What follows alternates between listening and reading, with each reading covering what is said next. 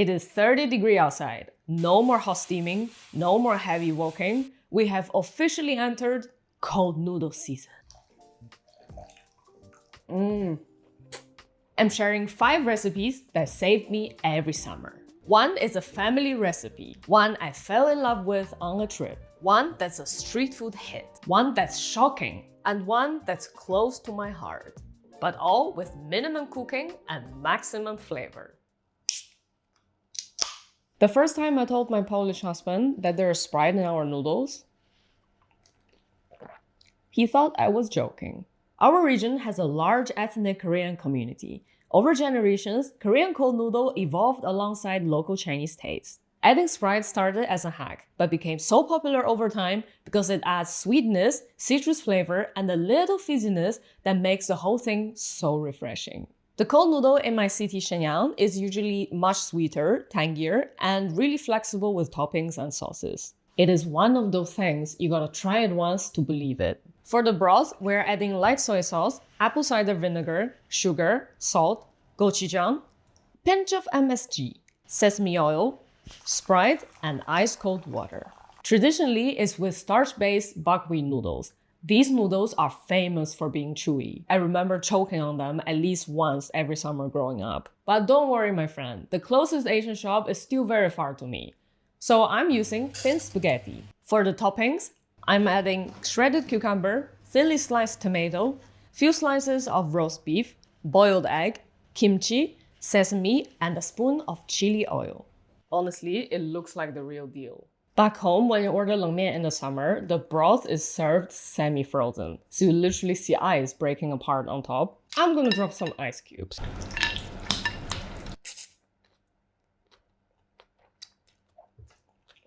This is so refreshing. Spicy, sweet, with a light sourness from kimchi. Whoever came up with the idea of using Sprite, genius. If the first one was the most surprising, this one is probably the most familiar. Every family has their own version of 鸡丝凉面, and this one is ours. And I promise, the only cooking is boiling chicken breast. Add ginger, chive, and peppercorn in the water, drop in the chicken breast.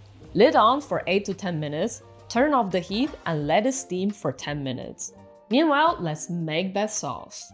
Garlic, chive, sesame, chili flakes. Fry some peppercorn in oil, take them out, heat it up, and pour over. Add light soy, dark soy, oyster sauce, Chinese vinegar, sugar, and sesame oil. Cold shower thin pasta on the base. Finally shred our chicken. Fresh cucumber, pour that shiny sauce over. Make sure to give it a good toss so every strand is covered. Top up with crushed peanuts and coriander. Look at that. Every strand is coated in glossy sauce. It's spicy, it's sweet, it's tangy, and that aroma from peppercorn oil. This is exactly the type of summer dinner my mom will throw together quickly after work. It's fast, filling, and you have everything in one bowl. Most people imagine Chinese food as one cuisine, but the truth is, it is so vast and complex. For where I grew up and lived, there are so many ingredients and flavor notes from other parts of China that I have never tried or even heard about. This noodle completely caught me off guard on our trip to Yunnan, Xishuangbanna in southwest China, which sits right near the border with Laos and Myanmar. So the food there doesn't really taste like what most people imagine. It's centered around Dai ethnic group, which is heavily influenced by the bordering Southeast Asian food culture. That's why Dai flavor tastes so fresh, citrusy, and herb heavy. And this noodle is my attempt to bring that flavor into something spicy, cold, and addictive. First, we need some char. Place garlic, fresh chili, and tomato on a baking tray. Spray a little bit of oil, grill until they are slightly charred. This will add that iconic smoky flavor in our noodle base. Meanwhile, I'm marinating some beef slice with black pepper, salt, cornstarch, and oil for the topping later. Peel off the tomato skin, then we transfer everything into a bowl. Smash it! I like to go the wild way. It just adds more passion in the flavor. For seasoning, add light soy, oyster sauce, sugar, and ketchup. Now we need an important spice: burnt chili flakes, 胡辣椒. It is regional special chili powder that's been toasted and bloomed with heat and oil, giving it a smoky, nutty, and deeply aromatic heat. For the noodles, I highly recommend round rice noodles for this one. Fen. The soft, smooth texture is a perfect match for the sauce. Top it up with charred spicy tomato paste, whole lemon juice, burnt chili flakes, give that a good mix. Then we layer it with charred beef, coriander, and crushed peanuts. The first time I tried this noodle in Sichuan 6 years ago, I immediately fell in love. Back home in Northeast China, our food is usually filling, comforting, and quite heavy. First bite of this noodle felt like somebody turned the saturation all the way up. This noodle has been on our home menu ever since. If you're feeling low in appetite because of the heat, one bite of this ball will for sure fix it. Look at that vibrant color. The refreshing sourness from lemon hit first and followed by the aroma from charred garlic. And this burnt chili flake, oh my god. Imagine a normal chili flake smoking a cigar in tuxedo. That's the level we're talking. It's spicy, it's smoky, it's nutty. The aroma is just so layered.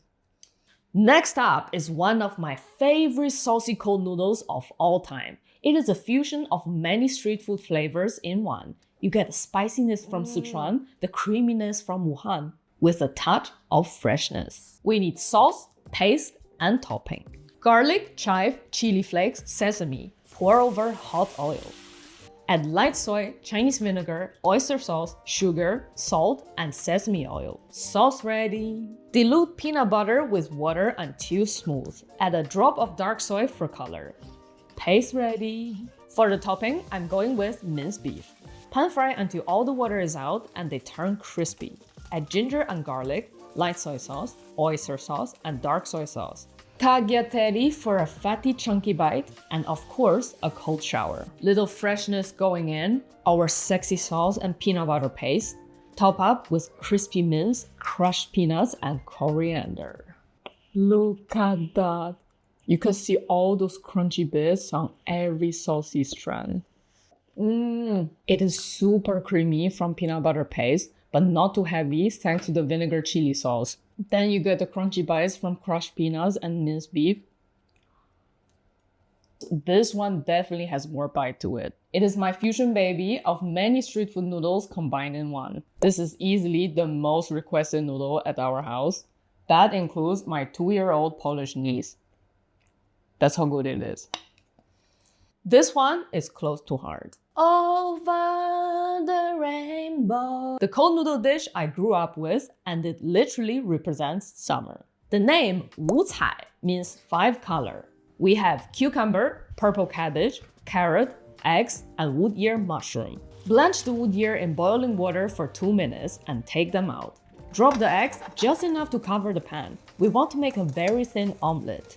And then cucumber chop, cabbage chop, carrot chop, mushroom chop, and the eggs, you know it. Chop! Now that our beautiful rainbow plate is ready, let's make the sauce.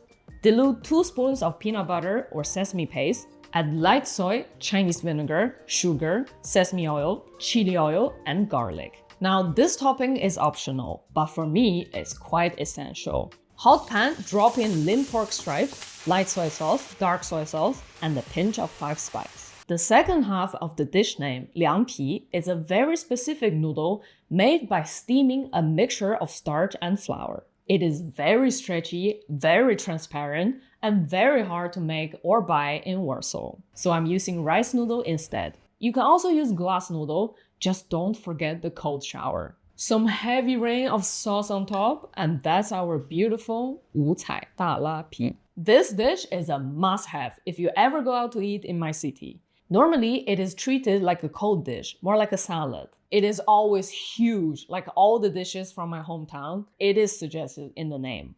大拉皮.